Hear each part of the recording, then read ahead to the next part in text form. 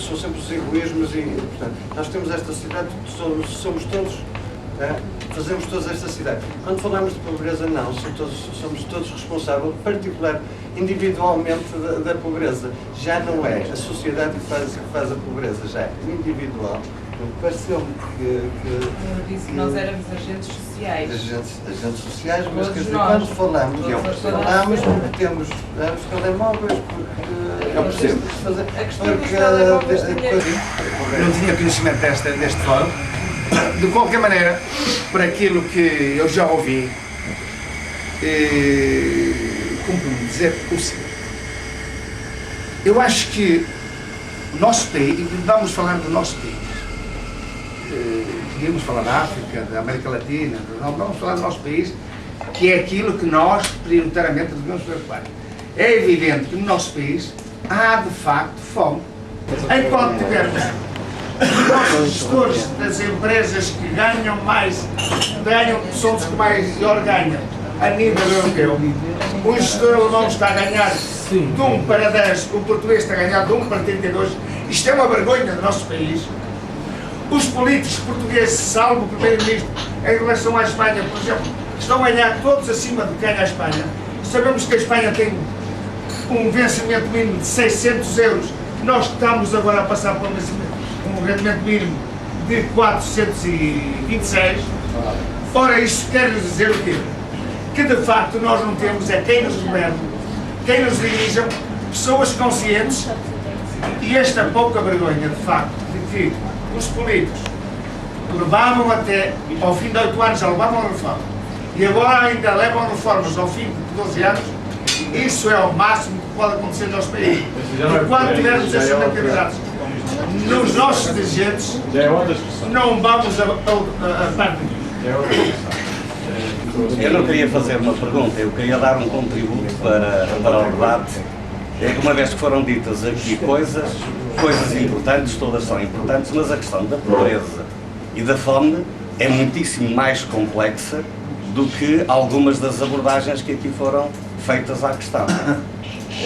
Há dois mitos que normalmente me incomodam um bocadinho por frequentemente eu encontrar exemplos contrários disso. O primeiro mito é a questão de que no passado isto era uma espécie de jardim do Éden. Não é verdade. Estão sempre a aparecer exemplos de que não era assim e de que o ser humano mais primitivo já lutava, inclusive entre si, pelo melhor bocado e sobretudo pela procura de alimentos. Também não é verdade a teoria do bom indígena, quer dizer, nós os ocidentais, nós fomos a um determinado sítio e corrompemos e levamos-lhes doenças e levamos isto e levamos aquilo. Não é verdade. Nem o fizemos em relação à divisão social entre eles, que a arqueologia prova constantemente que já existia entre eles, nem sequer na questão ambiental. Tomemos como exemplo, por exemplo, a Ilha de Páscoa. Foram os ocidentais que levaram a que se destruísse a floresta da Ilha de Páscoa? Não foram. Foram outras questões e outros fenómenos.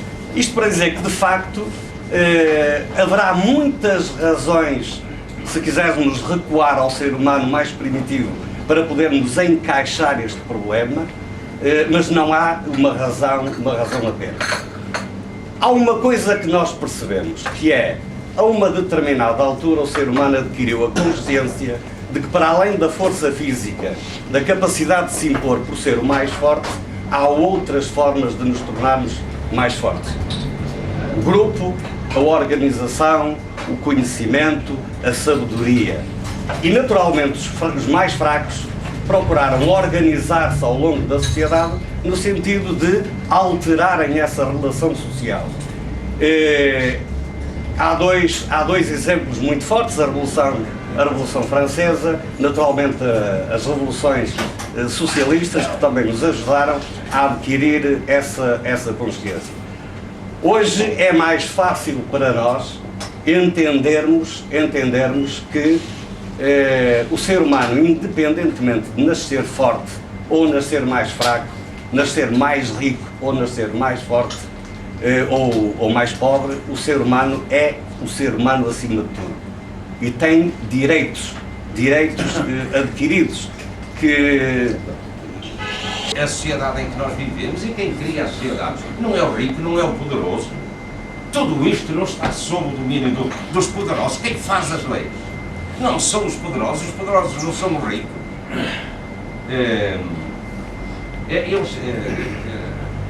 Especialmente gostei da intervenção do amigo que procurou ir ao fundo destas questões. Mas aqui a senhora dizia que também os subsídios, vivemos de subsídios, mas os subsídios não é esta sociedade em que estamos a viver. Quem é que criou isso? Foi para olhar por nós? Não é para olhar por nós, enfim, nós revoltamos. Aqui o amigo tem medo da revolta, porque compramos armas e então vamos, quem vai ganhar com a venda das armas é o rico.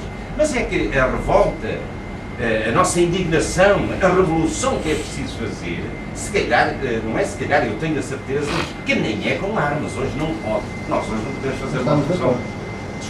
Não estamos de acordo. Não estamos de acordo.